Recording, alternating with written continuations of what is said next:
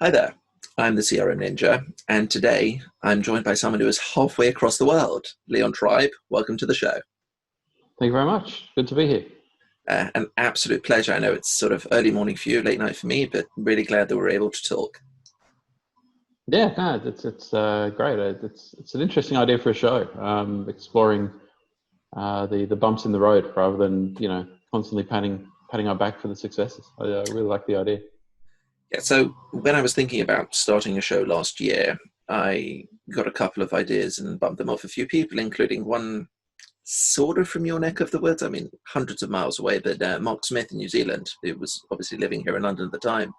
And I went, nobody talks about the times when things go wrong or when things don't work out. Everybody always talk about successes. What do you say to a show about when it doesn't go right? And he went, mate, that's absolutely incredible. So here I am. Fantastic, as you would say. It's fantastic. He's a man of a lot of energy. He is a man Uh, of a lot of energy. I recently watched a video of him digging out a greenhouse at his new property. So oh wow. a lot of energy. So before we get into your story, I understand you have a hobby of stargazing. Yeah, well, I certainly got the telescope, and yeah, we'll go out sometimes and sort of look into the sky. Yeah, my background's my background's physics, so I studied physics Ah, originally with a bit of astronomy in there. So that's probably where the bent came from. I was about to Um, ask how you managed to get into astronomy because I don't know many people who are in it. yeah, it's a very casual hobby. It's not something I do too regularly, but yeah, we certainly got a telescope. I'm looking at it now in the living room, and we'll go out in the backyard and see what we can see up in the sky. And What's the most uh, fascinating thing that you've seen through it? certainly I've seen. When I get the magnification right up, I can see the rings of Saturn, Wow. um, and that's tricky to keep in the scope because I have to keep it it doesn't have a motor on it, Okay. so the objects are constantly moving through the sky as the Earth rotates. So you can only keep the planet in view sort of 30 seconds at a time. So you got to Right. sort of get it focused, look at it. Yep, there it is. But yeah, no, I've managed to capture a few shots by sort of sticking the mobile phone over the lens of the telescope, and Very professional yeah, there. I've got Mobile phone that. over the telescope lens. Yeah, that's right. Yeah, I haven't set up a proper mechanism for that. But yeah, that's probably the best achievement I've got out of the telescope is rings of Saturn, Jovian moon, so the moons of Jupiter I've seen through there. Even just looking at the moon, and anyone can do that. Anyone, even with a pair of binoculars, you can stick them at the moon, That's and true. and it's just incredible to see up close and in detail. So if you look at it, so the best time to look at the moon is not in full; it's in half.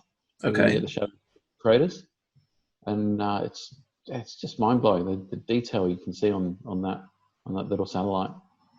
Yeah, So it's good I fun. played around a couple of times. You haven't managed by any chance to catch a peek at Elon Musk's Tesla Roadster floating up there? No, no. I know he shot one up there. I don't know if it's still up there, but no. You do see these satellites shoot across sometimes, but no, I haven't seen the Tesla. Well, I thought I'd just mention that very randomly. I found it very amusing what I heard what he was doing and what it was playing. So it was playing Oh, I Starman. don't. What's it playing? I don't know that. So it was playing Starman. Oh, nice. Yes. Very cute. I, I don't know how long the battery lasts for, or whether it got hit by something, but very amusing. Now, I know what you want to share with us now is not sort of the regular stuff, if you could term regular the stories that people bring on the show, but I really feel, because I actually happen to know for once what the person is going to discuss, in this case you, I feel that it's really, really important and a really, really good story to share. So I'm all ears and let's share with others. Okay. Yeah. So I guess this story starts about 3 years ago. So Okay. up at a conference in Queensland, which is about 600 miles, 1,000 kilometres up the coast from Sydney, where I live. A So short we little fly up trip there. by car or Little trip, little helicopter or trip. something. Yeah, that's right. Well, yeah, if you're going to another city in Australia, you fly. You don't drive because we've only got like 6 cities, and they're all about 1,000 kilometers apart, so you can't drive there. Out of So yeah, curiosity, has mm, anybody come up with the unit of measure of how long it would take you riding on the back of a kangaroo? no, I no, and you can't ride on them for long because they get angry. So Yeah. then they start kicking you, and they got big legs, so you don't want to do it for too long. Okay. I was just curious because Yeah, different yeah, for units of sure. measure.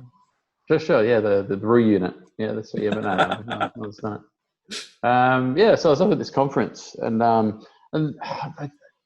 for about 6 months, I just hadn't been feeling great. The joints are achy. I've got a thing called alopecia areata, which is where little patches of hair, sort of the size of a in your unit, something like a 10p coin, Right. or down here a 20-cent coin, were just coming out of the back of my head. I just have these patches, these Ouch. sort of holes of hair, and it didn't hurt or anything, but it was just a bit weird, and had to accommodate it with a barber. And so that had been happening over 6 months. And yeah, there was a history of things like that in my family, so I didn't think too much of it. But I thought, it's Okay. not great. Yeah, achy joints. So going upstairs was trouble. I was constantly exhausted, so I was having to sort of sneak out of the office during sort of sneak to a quiet room and just sort of have a sleep for half an hour just because I was so Yep. exhausted constantly. But a lot of us are. So again, I didn't think too much of it.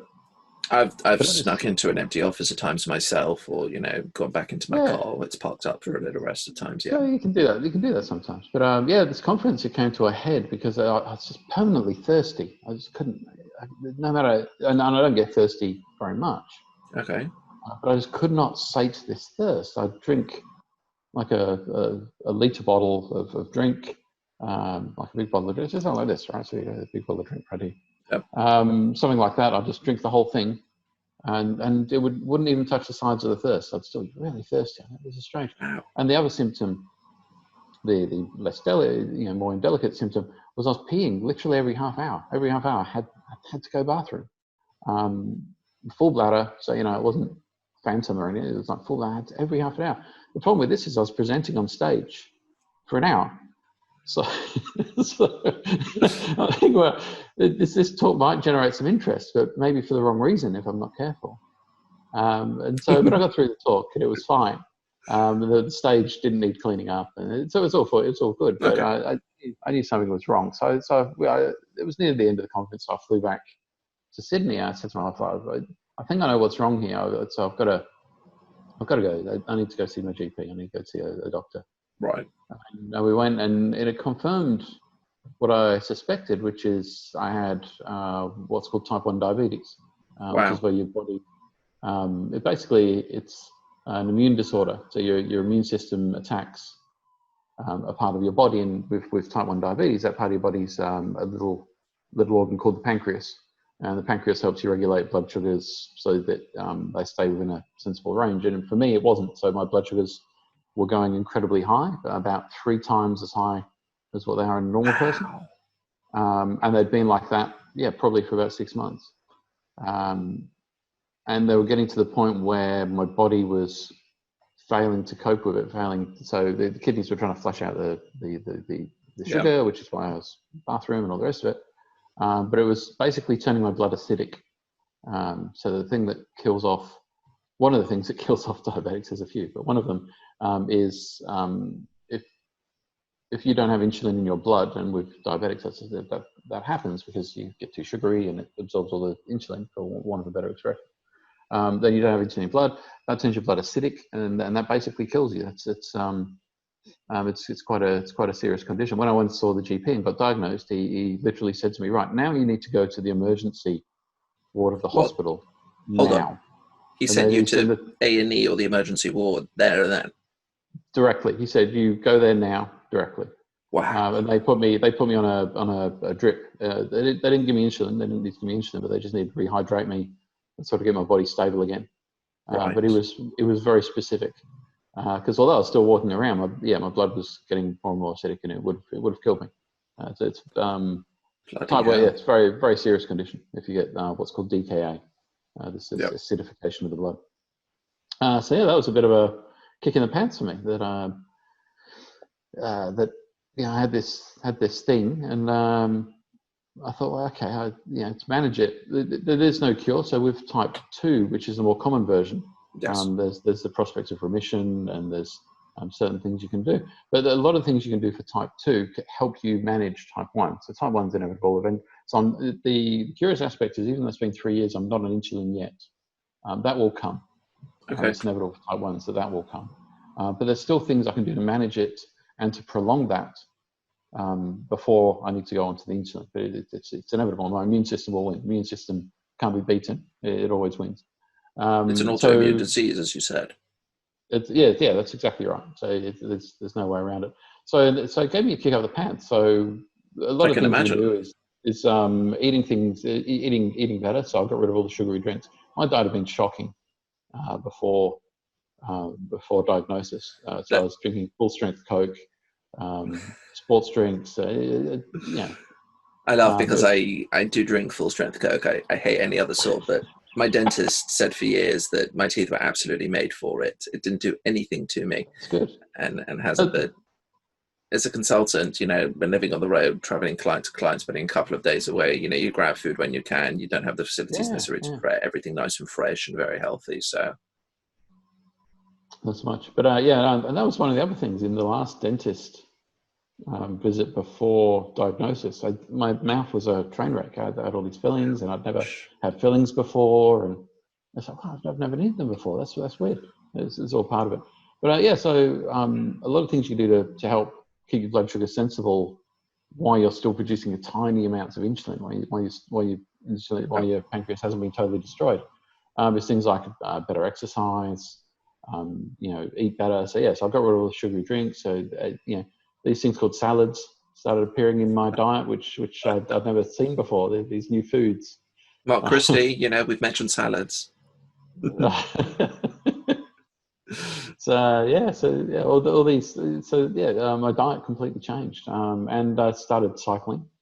Okay. And there's a charity cycling ride for another immune disorder called multiple sclerosis, Yeah, I know which is about MS. where it attacks random parts of the body. So that was that's an 80-kilometer, which is 50-mile ride Yeah, 50 miles. down between Sydney to the next city. We say there's 6 cities and they're all 1,000 miles apart. This one's 50 miles apart. So that's the sort of the nearest one. So that's called Wollongong, because we have interesting names for our cities. Do you fly And back from there to no, Sydney? my wife picked me up. I've caught the train. I've done that ride 3 times now. Twice my Okay. wife's picked me up. She'll drive down and pick me up. One time I caught the train back. There are some people which are brave and cycle all the way back as well. But that's it. No. True. 100 So, miles is not within me. so you got the diagnosis. You were treated, Mm. to bring you back sort of an even keel to maintain and change the lifestyle. How long did it take you before you started feeling more back to normal? Once the blood's under control, it happened really quickly. One of the most measurable symptoms was the eyes. So the lens of the eye. Most of the body can't absorb sugar without insulin. So it's Okay. one of the quirks of our body that its cells can't pull the sugar in without insulin in the blood. Okay. But there are some exceptions. One of those exceptions is the lens of the eye. So the lens of the eye can absorb sugar. So when you're sugary, these parts that can absorb it. So because the lens of the eye absorbs sugar, it puffs up. And so one of the Ah, symptoms I was finding was I just couldn't, where I've been wearing these since high school, right. but they weren't working. They're my eyesight, so I was, and the prescription's slightly off. So I was doing consulting for a large university, and I was saying, well, I can't see. Hang on, I'll just put them on upside down. And so I was doing this sort of upside down business, so that at least one of my eyes had the right prescription for the puffy lens, because I didn't know. But that symptom went away certainly within 4 weeks. The sugar went out of my blood. The hair grew back. So the patches of hair that grew back, they I didn't can grow see back. the luscious locks. I think Yeah, the everybody luscious will locks. admire Sorry, them. I yeah, mean, my ones literally are not misquoted that. so. But yeah, it grew back. Well, it didn't grow back grey, which sometimes happens with areata. It grew back full colour, and that's on the back. Very lucky. Yeah. But anyway, so the hair grew back. The joints stopped aching. Bathroom didn't get as heavily hammered as what it had previously. Yeah. So the symptoms went away relatively quickly, and it was in the order of weeks. Wow, certainly that's got really months, good. and there was nothing, there was no permanent, um, sort of permanent damage, if you like. The liver, a lot of the organs get damaged when you're up in that sugary zone, Yeah, but there was no permanent damage at all, which wonderful. was fantastic. No, that's really well. So, obviously you're now living a much healthier lifestyle. What would your advice be, to people, especially the big consultancies who can, 70, 80, even 90% of the time be traveling to clients and stuff? What would you say to them in general? So the one thing which I'd let lapse, which it's not a regret, but I'd have caught this a lot earlier, and catching it earlier, the fact that it was caught early, so the fact that my diet was so poor was a good thing in that it put stress on my body much earlier than if I'd been a salad eating marathon runner. Right. So Okay. the fact that I had a poor diet and poor exercise isn't causative for type 1. Type 1, it's not a risk factor for type 1. Type 1 just happens. They don't Yep. know the cause. It's not a risk factor. But the fact that I had that poor diet, the fact that I had that poor exercise was stressing my body. So the type 1 got revealed earlier than what it would have been if I'd been living a sensible life as a middle-aged white man, which doesn't happen for any of us. So the advice I'd give is not necessarily have a really poor diet, eat lots of donuts and fizzy drinks. So that's probably poor advice. But what I would advise is that, if you're on the road, if you're a consultant, then the servo, over here it's the servo pie. I'm not sure what the service station, the garage pie. Yeah. I'm translating. I'm originally English, so I can just remember vaguely the right words. We call them service stations, and because Australians contract everything, we call it the servo, just to make it even less, understandable. So the thing I would advise would probably be diet's difficult, exercise can be difficult, especially if you've got a family and etc. So at least get an annual blood test. Just get that sort of annual check of your blood. You Right. go to the doctor and say, look, just give me an annual blood check, and they can check a whole range of markers which will indicate if things are going awry for a raft of conditions. When you get to the age of 40, things start falling off the rails. So I'm 46 now. And so it's worth, I reckon, certainly if you're in your 30s, just start getting into that habit of an annual blood test. And I've done that in my 30s, and I look back on those tests and everything was fine. But then I left it for about 5 years before Right. this diagnosis. And I would have caught it earlier. So that would be my advice. Just, if you do nothing else, just when you go see the doctor, just get an annual blood check, and they'll just run you up for a whole range of things. I think Yeah, that's the best thing that anyone sounds can really do. good. So viewers, you're hearing this, make sure, try and eat healthy if you can, try and do some exercise, on the road. We know Yeah. it's difficult, but definitely, once a year appointment with a doctor, get them, to run you through. And there's some companies even pay for their employees to have that annual sort of health checkup sort of thing. Yeah, So, over here it's free to get those kinds of blood tests for right. the most part. So it's worth doing. And look, here in the UK with the NHS, it's free as well, but it's also they can check for other things as well. It's not Yeah, just about blood, but check you over at the same time. So, yeah. The other wonderful. aspect, which if we got time to chat about it, was is the effect the diabetes had on my career, on the direction of the technology. Do we have time to quickly chat about that? Yeah, If that's as much time as you want. So what was amazing about diabetes community is there are a whole bunch of open source hackers in there. Type 1 diabetes is a juvenile disease quite often, so kids get it. So parents got these kids, and I might get a bit emotional here because I've got kids, so this affects me a little bit. If a kid gets type 1 diabetes, they've got to have their blood checked, their blood sugars constantly, because they've got to make sure it's sensible. So that means that parents getting up through the night, every few hours, checking putting a finger prick in the kid's blood, in the kid's fingers, checking the blood, giving them insulin if they need it, because often when the kid progresses a lot quicker, so they need insulin almost straight away. But that's that. And the parents are constantly worried about their kid falling, literally dying in their sleep, right? And things like this. It's horrendous. Look, So out I'm of a that is, parent myself. We just a number yeah, three joined the family, so I know what it can feel like, to yeah, be worried you're on and so. suicide watch when they're conscious, let alone when they're unconscious, right? So you don't want to. Yep. It's a horrible stress. So out of that has born this open source community. So there's a lot of good work they do so on my arm. So on my arm, I've got a little thing sort of covered in patches. So it's hard to see there, but it measures my blood sugar. So it just constantly pings to my phone via Bluetooth and tells me what my blood sugar is. And that's just a monitor. There's no, as I say, I'm not on insulin. But the diabetics, the kids all wear pumps as well. They'll have a little pump which just gives them the So it drops of insulin. automatically goes.